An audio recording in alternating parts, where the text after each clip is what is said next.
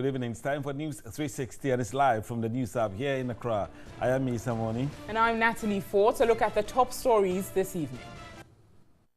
News 360 Headlines is brought to you by Deluxe Paint, Heaven Black Mosquito Coil and Spray, Premier Health Insurance, Calipo, and Nido Fortigro. Your love, their future. Ade Kuka re-elected NDC chairman in Greater Accra as former Transport Minister Jifa Ativo loses. We have more from the NDC regional elections.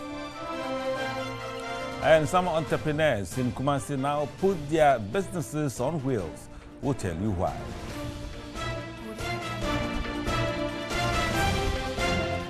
Later in Mission this evening, expectant mothers at Latingpa and Kadangi in the East Gonja municipality do not attend antenatal clinic.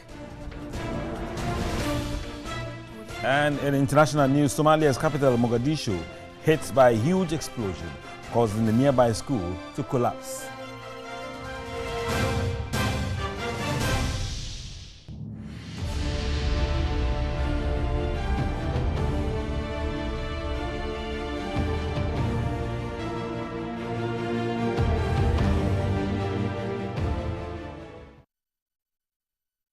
Stay tuned as we bring you more on the NDC regional executive elections held yesterday. There are interesting aspects of the report that you would have to hear on News 360 tonight.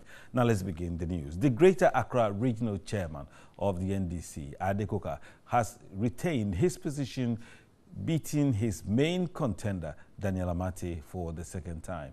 Most of the incumbent executives retained their position, with few new entrants, including former Ablekuma Central Theophilus Tetechai, who won the secretary position with 562 votes. It was a fiercely contested position. 4 people contested for the chairmanship position. They are the former MCE for Lejokuku Krowo Municipal Assembly, Daniel Amate, former MP for Adenta, Ni Ashimo, and incumbent Ade Kuka.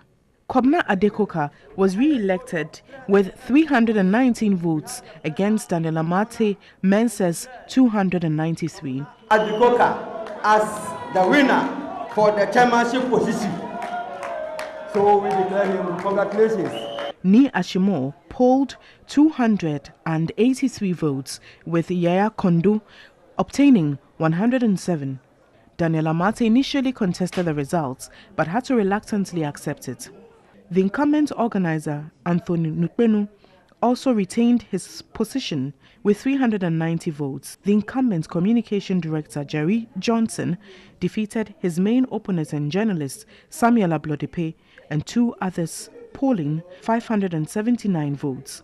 Current Regional Secretary Victor Kwashi lost to former MP for Ablekuma Central Theophilus Tetechai, who polled 562 votes as against Victor's 305 votes. The newly elected executives were charged to ensure the party wins back its lost seats in the region. We are going to first and foremost bring unity to the party, and we are going to ensure that the party structures work. We're going to ensure that our branches work, and we're going to ensure that all aspects of the party system work efficiently. 1,032 delegates from 34 constituencies took part in the elections. Now let's stay on this as the General Secretary of the National Democratic Congress, Johnson Asiedu Nketia, says the NDC stands a better chance of winning the 2020 general elections. He therefore urged the newly elected regional executives of the party to work hard and return the NDC to power. He was inaugurating the newly elected Bono Ahafo regional executives of the party in Sunyani. Here's a report by Larry Parkwesi Moses. The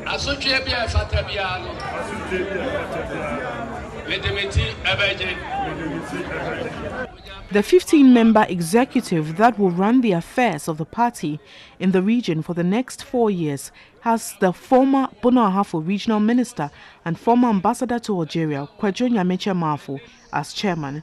The election was generally smooth. General Secretary of the NDC, Johnson Asiedu Nketia, expressed gratitude to all the contestants and called for broader cooperation to enhance unity for the task ahead. The NDC chief scribe impressed upon the new executives not to see their positions as a place of honor for nothing, but to work hard in restoring the party to power.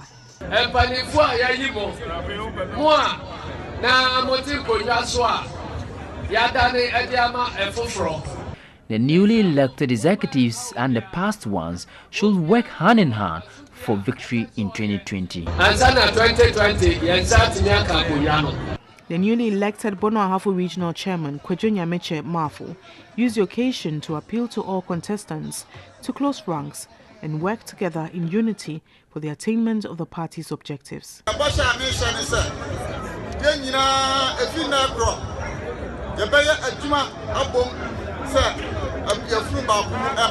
I promise to work in unison with all.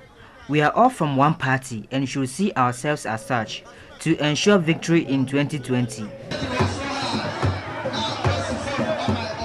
Let's remain with the regional executive elections of the National Democratic Congress. And former Transport Minister Jifa Akuativo has lost the vote to regional chairmanship of the NDC. Now, she was beaten by her only challenger, John Kwejo Ejapon, by 117 votes. The keenly contested election saw John Kwejo Ejapon polled 491 ahead of Jifa Akuativo's 374 votes. The Volta Regional Organizer winner Ben Siki Abibu polled 439 votes, whilst his challenger George Dake, aka Zoto, had 432 votes. Henry Ametepe and Maxwell Owusu-Siang took the regional first vice and second vice chairman positions. The regional secretary role went to James Gunu with 493 votes, beating three other contenders, Simon Amegashi Viglo, Manfred Nukudei, and George Lowe. Hajia Hawa Tahiru beat two male contenders for the Zongo Caucus coordinator slot with 313 votes, while Evelyn Gaglozu also called the bluffs of her two male contenders as deputy regional treasurer with 500 votes. Chester Sena Ati grabbed the deputy organizer job with 308 votes, whilst the deputy secretary position went to Ege Bright Kwame with 356 votes.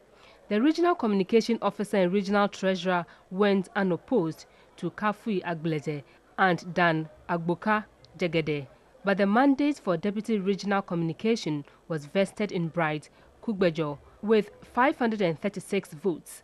Early on Friday, the incumbent regional youth organizer Egypt Kudoto lost to his former deputy Matthias Kabila Alagbo, with Sulemana Mumuni grabbing the regional deputy role. Women organizer and her two deputies went to Fafa Agbai, Marian Adro, and Paulina Magjam. We have a lot of things to do. We have to work hard.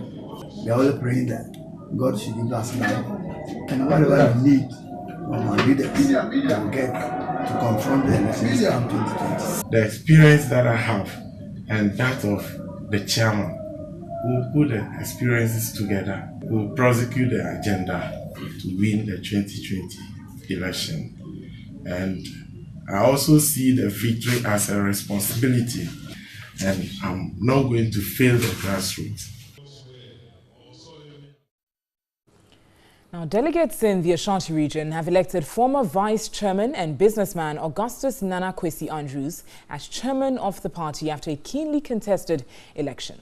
He won the seat with 699 votes, beating his closest contender, former Deputy Ashanti Regional Minister and former Deputy Sports Minister Joseph Yamin, who secured 611 votes. Here's reports by Beatrice Spio Gabra.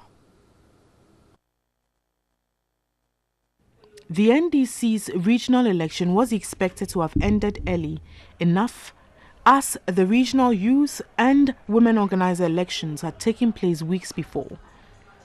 But that was not the case, as misunderstandings dragged the elections late into the evening of Saturday. Voting ended after 9 p.m, with sorting of ballots, counting and declaration of results running into 12:30 a.m. on Sunday. Due to earlier chaotic scenes between some private security persons and the police, some armed military men were called in to secure the counting of the ballot and also ensure sanity. Some of the aspirants, in a nervous mood, sat calmly as the ballots were being counted. At the end of it all, Augustus Nana Kwesi Andrews was declared the winner by the Regional Electoral Commission Director.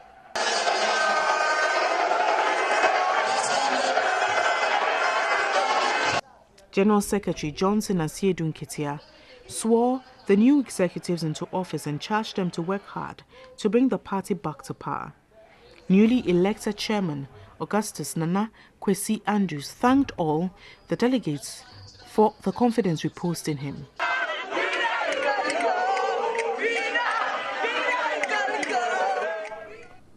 Let's go to the Northern region now, where former regional chairman Moses Mabingba woefully lost the NDC chairmanship position in the Northern region. He failed to even secure the second position among 6 contenders. He pooled 52 votes as against 493 votes secured by the winner, Alhaji Ibrahim Mobila Abdullahi. Alhaji Ibrahim Mobila was elected as the new Northern Regional Chairman of the National Democratic Congress. In a fierce contest between 5-party activists, Alhaji Ibrahim Mobila emerged winner after obtaining 493 votes, representing 50% of the total valid votes cast. His closest contender, Godfred Apasanaba Wumbe, polled 397, representing 40% of the total votes cast. Former Regional Minister Bukari Moses Mabingba could only secure 52 votes and 26 votes going to Alhaji Osman Musa, Alhaji Mohammed Sumani Zakari taking the last position with 3 votes. Alhassan Rufaya and Adolf Ali John have also been elected as the new first and second vice chairman, while Salifu Biawuribe has been elected as the new regional secretary. The regional organizer position was won by Abdul Babazi. A total of 15 executive positions were contested for in the regional race. In the Upper West region, a businessman, Abdul Nasir Usani, won the chairmanship race. He had 307 votes as against his only contender, former chairman Matthew Zongabo, who obtained 81 votes. Kwame Mumuni emerged victorious for the vice chairmanship race after he garnered 112 votes as against Musa Issa, who polled 108 votes. The organizer position went to Isaac Nuhu Putiaha, who had 276 as against 113 for Thomas Bahara. Chairman-elect Abdul Nasir Usani, popularly known as Bunas, urged party members to unite for victory in the 2020 general elections. Western Region Chairman Michael Edu has lost the position to former Regional Chairman Nana Toku. Nana Toku polled 469 votes to defeat the incumbent Michael Edu, popularly known as Big Edu, who had 346 votes. Newly elected Regional Chairman Nana Toku spoke exclusively to TV3 News after the Western Regional Electoral Commissioner Steve Opoku Boateng declared him the winner. Tell me what worked for you. First of all, I'll thank the Almighty and the elders in the party, Honorable Atuahoe, Kwamna Hoe, Totobida Crack Caucus, and the Western Regional Caucus, and in fact the delegates. They spoke, they encouraged me, they advised me to come back because of the situation that we found ourselves in the NDC in the Western region. So whatever happens, it is their effort, it's their encouragement. It is their ambition for me to come back because I've done it before. So this is the time for Nana to come back to rescue power 2020 for NDC. And I'm ready to do it, and I will do it again because I've done it before. Some are saying that what probably did the trick for you was the fact that before you were leaving the seat, the NDC had 18 parliamentary seats here in the Western region. At the last election, it dropped to 10. So the argument was that is that what you think worked for you? You see, that is one aspect of what people say. But another aspect is that if you're a leader, you must have time for your people. You must always be with them. You must respect your leaders. You must respect your elders so that you together you can think and work hard together.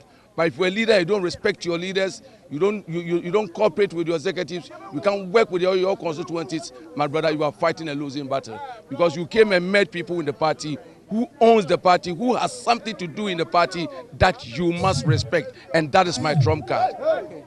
We were told that one reason that also contributed to the abysmal performance of the party here is the fact that the party was not united. What are you going to do to ensure that you bring together all the rank and file? My common name that they used to call me is a unifier. And that is a very strong card that I have.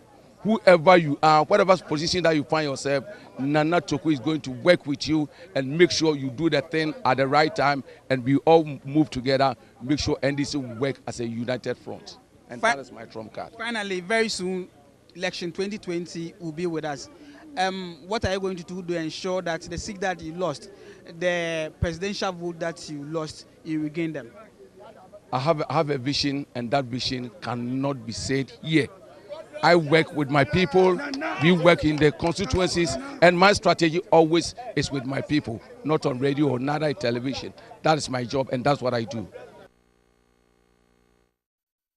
So you've seen the results there of the NDC regional election. I'm going to run us by who these particular winners were in the various regions, with the hope, of course, to win the NDC elections come 2020. Now, the chairman in the Volta region specifically, and here's a run-through of all the elected candidates, John K. Japong won the chairmanship position, while James Guhu secured the secretary position in the Volta region, and Matthias K. Alagbo, the youth organizer. Fafa Agbia won the women's organizer position in the Volta region. And Hajia H. Tahiru, Zongo Caucus coordinator for the region, while Kafri Agbleze won the communications officer position, and Ben Siki Abibu won or secured the position as organizer, while Daniel K. Agboka Jegede secured the position as treasurer specifically for the Volta region of the NDC. Now, on to the Upper West region. The chairmanship position was secured by Abdul Nasir M. Sani. He won the chairmanship position, while Charles Luanga Puzwing secured the secretary position, and Prince Razak Abdul Mumin Tachi, the treasurer of the region, while Isaaku Nuhu Putiaha won the organizer position, and Puri Prosper secured the communications officer specifically for the Upper West region. Mumin Abdul Razak Gado, Zongo Caucus coordinator, and Nicodemus NBD Deri is going to be serving as the youth organizer specifically for the Upper West region of the NDC.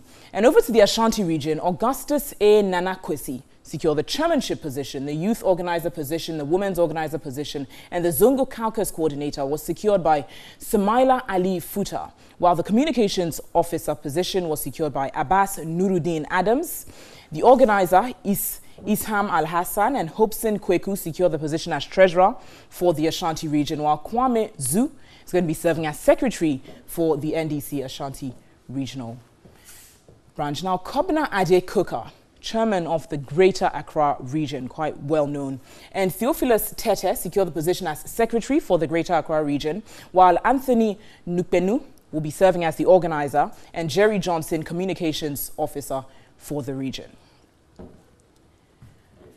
Let's turn over now to the northern region, as Alhaji Ibrahim Mobila Abdullahi secured this position as the chairman for the region, while Ali Kasim Bakari will be serving as treasurer for the northern region, and Abdallah A. Baba Z, the organizer for the northern region. And Abdul Mumin Al-Hassan will be working as the communications officer, while Hajia Jalimatu Amadu serves as the Zongo Caucus coordinator, and Salisu B. Arubi will be serving as the secretary for the northern region for the NDC. And so this is what the team is going to be looking like, who are mandated and are certainly hoping to win the NDC victory come 2020. We'll see what happens. Isa?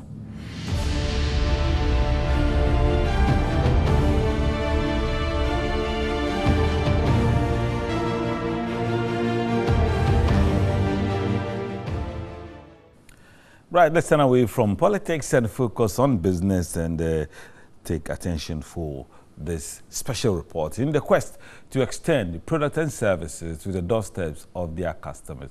Some entrepreneurs in Kumasi have literally put their businesses on wheels. And in this special report, Ibrahim Abubakar looks at how the innovation of mobile businesses is fast gaining roots in the Kumasi metropolis. Alfred Frimpong, popularly known as Best Man, has been in the barbering vocation for the past 18 years. In the beginning, he walked to homes to woo clients for a clean shave at their doorsteps. Best Man earned enough to open a salon close to the Kumasi Technical University, but he soon realized patronage slowed any time school was on vacation. He also observed some clients had too tight a working schedule to come for a shave. To stay in business, the 38-year-old entrepreneur opted to invest in a mobile service by converting his old VW LT40 minibus into a barbering salon. This bus has been redesigned to fit a modern salon with installed solar system to power all electronic gadgets in the van. The mobile barbering shop has a standby generator should the solar system fail. A 34-inch television set hangs in the salon to keep customers entertained. According to Best Man, patronage has been encouraging. We have lauded his innovation because he offers affordable and convenient service. With this innovation, Best Man is able to drive to the doorstep of customers to offer them satisfactory haircuts at an affordable price and with incentives. And his clients are excited. You can call him at any time and he will just come to your place and give you a haircut, a nice one also. Another entrepreneur here in the Central Business District of Idum offers door-to-door food services from a truck. The truck is often parked at the ministries to serve workers with a wide range of local and continental dishes. Some customers who used to walk a distance to buy food say the mobile service has come as a relief. When you are hungry, you go outside and buy food from a long distance. But so far as I have brought here, you can come here and then everybody around the follow state buy food here. The adoption of mobile businesses is indeed becoming a preferred choice for business owners who value customer satisfaction. Best Man, for instance, plans to expand by acquiring a bigger bus to serve his growing clientele. The flexibility and convenience of reaching out to customers perhaps will always give a boost to the businesses on wheels. Innovative one there. Now on to some other news this evening. The Chinese President Xi Jinping has assured he is prepared to work with Ghana to ensure relations between Ghana and China take the lead on the African agenda. According to the Chinese president, the 58-year-old traditional friendship and historic bond between China and Ghana was nurtured by Mao Zedong, Kwame Nkrumah and others, which must be allowed to flourish. The Chinese leaders were confident that under their joint leadership, Ghana and China would enrich the friendship and cooperation between the two countries. Describing Ghana as a trustworthy friend and good partner for development, President Xi assured President Akufo-Addo of his commitment to intensify cooperation with Ghana. The Chinese leader assured of Beijing's commitment to finance the construction of the Jamestown Fishing Port Complex. He also promised the construction of a new cocoa processing facility, in line with President Akufo-Addo's vision of adding value to Ghana's raw materials. On defense cooperation, President Xi Jinping announced the provision of a 50 million Chinese yuan grant in military assistance, which will also aid in the construction of the headquarters of Ghana's armed forces. Then Xi also pledged his government will encourage Chinese firms to invest in Ghana and take advantage of programs such as One District, One Factory, planting for food and jobs, infrastructural development initiatives, particularly in the roads, railway and the energy sectors, amongst others. Ghana and China have signed 8 cooperation agreements and memorandum of understanding in different sectors of their respective economies. The agreements and MOUs are aimed at deepening the ties of cooperation and the bonds of friendship that exist between the two countries. The agreements are the One Belt, One Road Memorandum of Understanding, Memorandum on Regional Aviation Cooperation, Agreement for Cooperation in the Peaceful Use of Nuclear Energy, and Cooperation to Carry Out Maternal and Child Health Project. The rest are Framework Agreement on Financing Insurance Cooperation, Economic Cooperation on Phase 2 project of the University of Health and Allied Sciences WHO, Cooperation on the expansion of the Cape Coast Stadium, and Cooperation on the supply of police vehicles to the Ghana Police Service. We're counting on you in the way in which you worked with Bowie Dam, with high quality work, that will also be a feature of the arrangements that we're making with Sino-Hydro. And therefore, Ghana too is very keen on providing as much support as possible to make the Sino-Hydro arrangement come on stream quickly. My understanding is that the agreement that was signed this morning with the Sino-Shore agreement, with the signing of the agreements this afternoon that we're going to do here, will complete virtually the entire group of documentation that was required to get the Sino-Hydro transaction. Later in the day, President Akufo-Addo held bilateral talks with Premier of the State Council of the People's Republic of China, Li Qingquan, where matters involving infrastructural development, communications, and oil and gas were discussed. The president told the Chinese Premier that a significant focus of his visit to China has to do with the $2 billion Sino-Hydro transaction. News 360 is live from the News Hub here in Accra. We'll return shortly with Mission.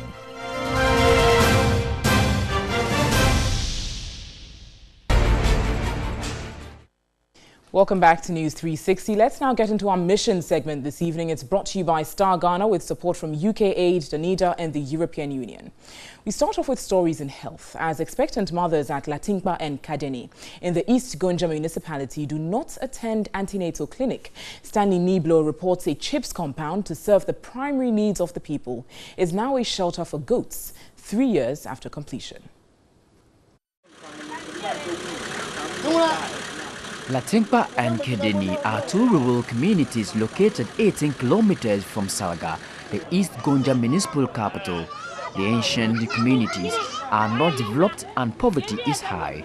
Both communities have had their population reduced over the years due to intense hardship there. Healthcare, for instance, is not easily accessed because a CHIPS compound to solve the basic health needs of the people has been abandoned after completion 4 years ago. The building, which is developing serious defects, also serves as shelter for goats. The East Gonja Municipal Assembly has failed to put the structure to use. I've followed to the assembly as the assemblyman to inquire why the facility is still like that, and I've not had any reason for that. So it's affecting us actually. The assemblyman narrates the ordeal residents go through when they fall sick.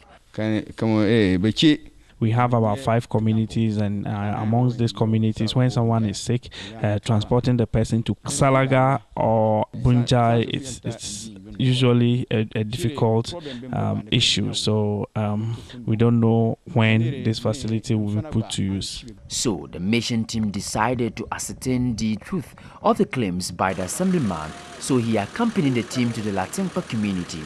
The team chanced upon one pregnant woman in labor. During labor, traditional birth attendants play a key role in the delivery process. In the case of Latinkpa and Kedeni, there is only one TBA serving both communities, so her service was sought for.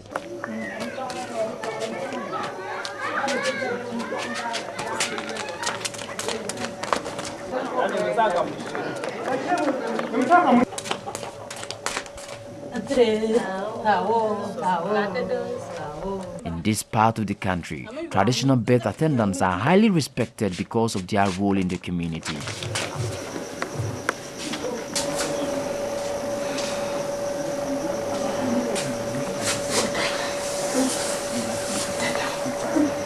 After thorough examination, the traditional birth attendant recommends the expectant mother should be sent to the Salga Government Hospital. A means of transport, the labor case became a problem. Later, some neighbors intervened.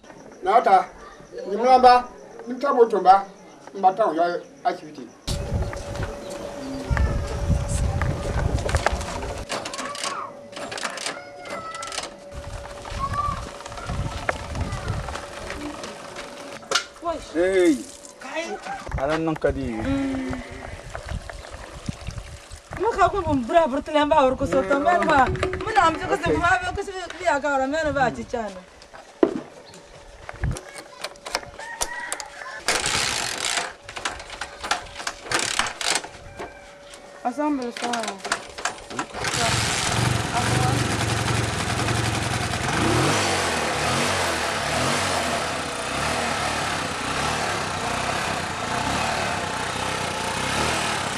All is set for the pregnant woman to go for safe delivery at a better facility.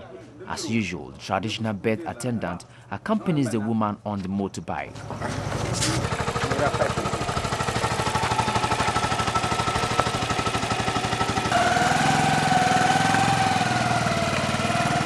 This has been the practice for years.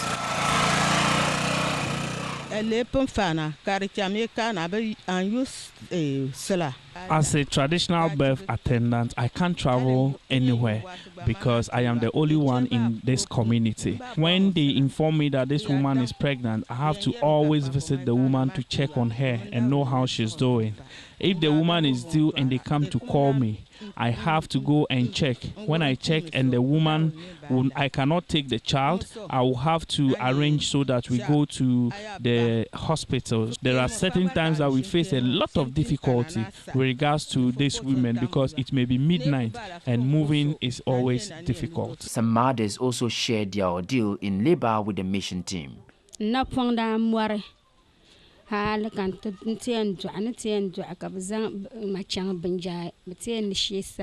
When I was pregnant, my legs got swollen and I had to be transported to Salaga Hospital for delivery. Some of us don't have motorbikes. We'll have to go and beg, and sometimes you even beg, you don't get. So it's a worry to us. What we are pleading for is for them to come and complete our clinic. When that is done, it will lessen our burden.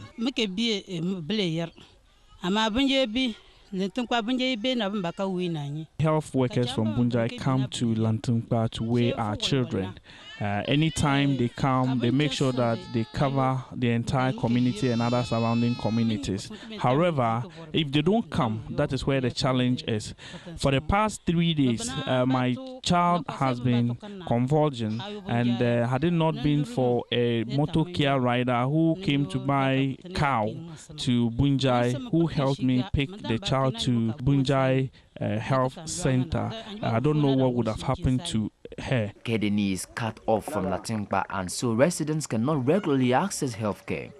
Roads linking the two communities have been badly eroded by flood. In fact, no vehicle can access the community. It's a Herculean task for residents as farm produce cannot be carted to market centers.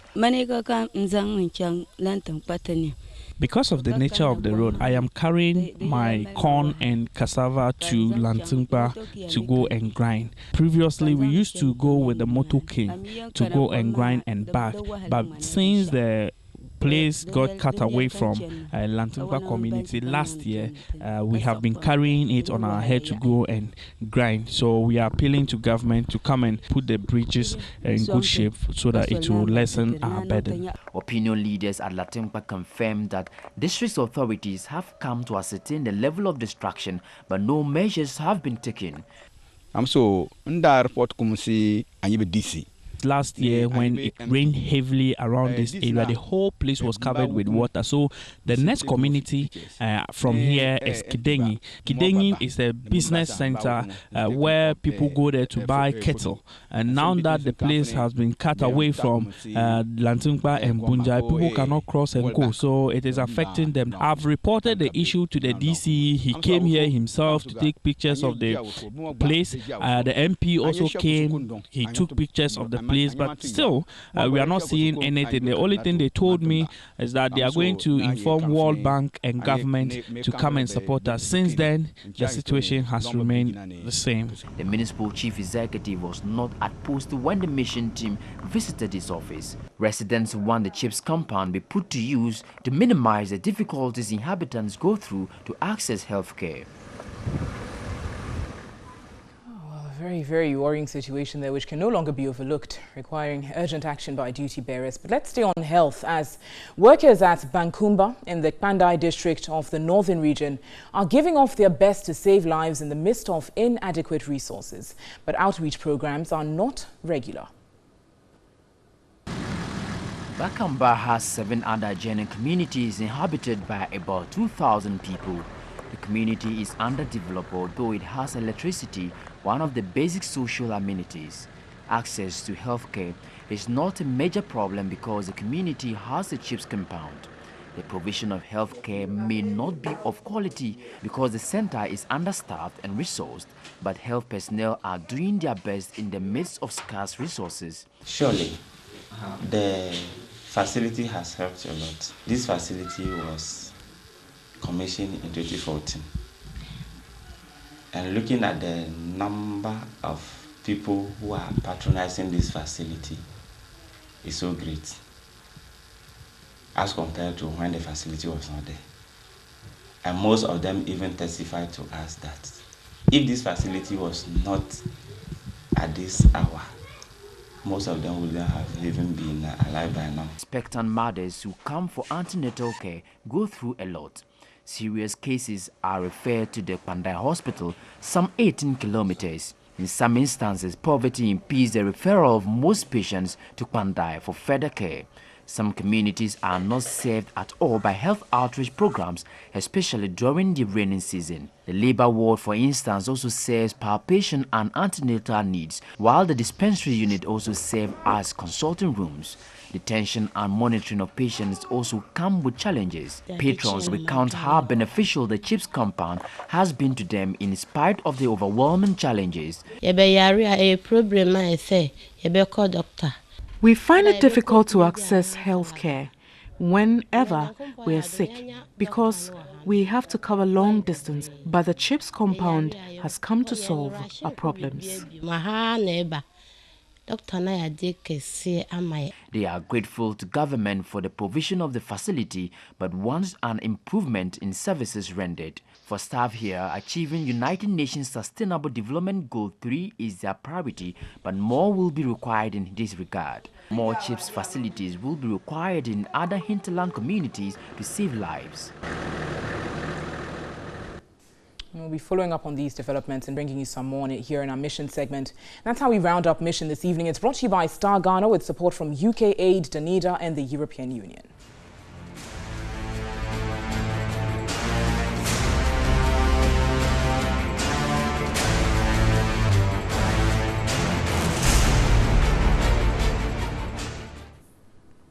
Right, let's do some more stories tonight. And the police in Anya here in the Greater Accra region have arrested a 41-year-old graphic designer for defrauding by false pretense and impersonation. The suspect, Gilbert Asante, posed as the producer of Beast of No Nation and was in the process of auditioning for the Akan version of the movie. The arrest of Gilbert Asante Saturday morning followed a tip-off to the police. The police say Gilbert has been holding himself as a producer of Beast of No Nation, an American war film shot in Ghana. The suspect, the police say, has been auditioning and suspecting actors and actresses for a sequel to the movie. The individuals, the police alleged, were made to pay 20 cedis per head to be auditioned. The illegal act by Gilbert Asante was brought to the attention of the local line producer of the original movie, Daniel Damia, hence a report to the police. Gilbert was subsequently arrested Saturday morning by the Anya police at a facility where an audition was still underway. A movie producer, Haruna Seydou Soali, cautioned the public, especially the youth, against people who are taking advantage of unemployment and other social challenges to outwit them. This is very bad that you use Beast of No Nation pictures and then design a poster, fake poster like this, and then going around extorting money from these young artists who does not know their left or right. If you want to act, investigate, know the right production house that is doing audition. Any good production house will never take any fee from you. We have to pay you rather.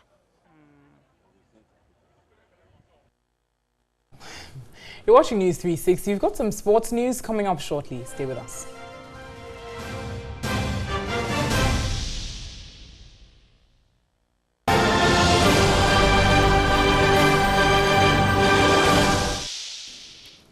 Welcome back to News 360. On the international front this evening, a suicide bomber has attacked a government office in the Somali capital, Mogadishu, causing a nearby school to collapse.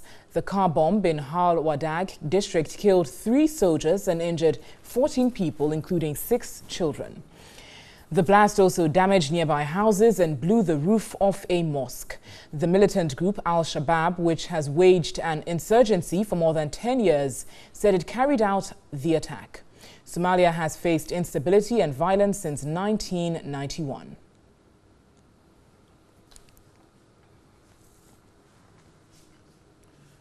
And in other international news, the U.S. military says it is cancelling $300 million in aid to Pakistan over what it calls Islamabad's failure to take action against militant groups.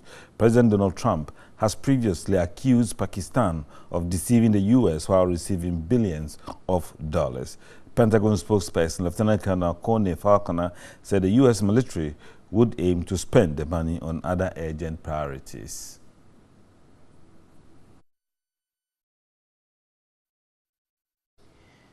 There's more international news on our website. It's 3news.com. Next on News 360 is entertainment. In entertainment news this evening, composed by James Varick Ama, classical piece Oye is one of President Akufo-Addo's favorite songs.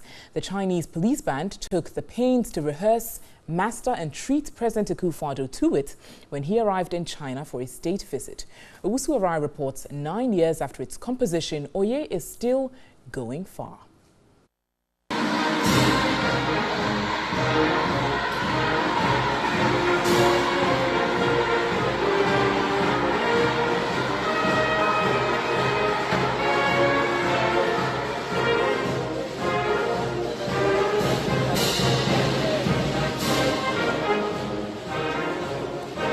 Yes, the Chinese band did surprise President Akufo-Addo, thrilling him with popular Thanksgiving song Oye.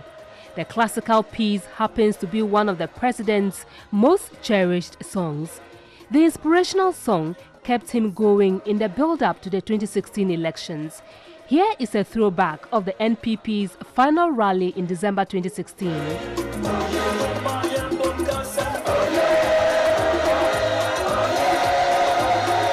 The harmonious choir, led by James Varick Ama, again got the president boogieing to the tune at the party's Thanksgiving service.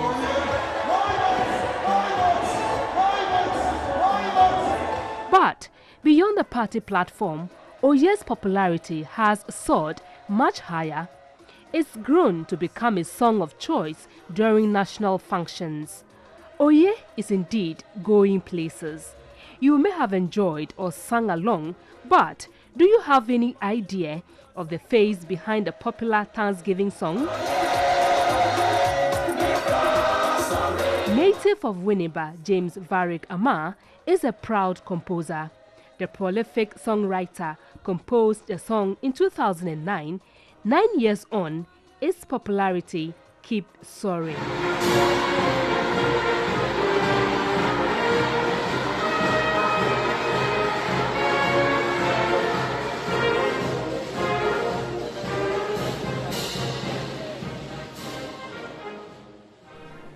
Right, now let's come back home and do some more entertainment news. And Ghana grabbed 2 awards at the 6th edition of the Africa Magic Viewers Choice Awards, which took place Saturday in Nigeria. Lydia Forson won Best Supporting Actress for her performance in the Nigerian rom-com Isokim. Multiple award-winning actor Ajete Anan also won Best Actor in Drama for his performance in Peter Sedufia's produced movie Keteke. Celebrated Ghanaian filmmaker and CEO of Sparrow Productions, Shelley Frimpong Manson, went into the awards with 3 nominations: Best Director, Best Movie West Africa, and the Best Overall Movie, but lost out on all 3 categories. We, however, congratulate Lydia Forson and Ajete Anan. to Shelley from Pullman. So, well, we say, better luck, Shelley. Keep it. You do great movies already. I'm sure something good will come out very soon. And that's all we have time for this edition of News 360. My name is Tisa Moni. I'm Natalie Force. Visit our website. It's 3news.com for some more news. Thanks so much for watching and have a lovely evening. Yeah.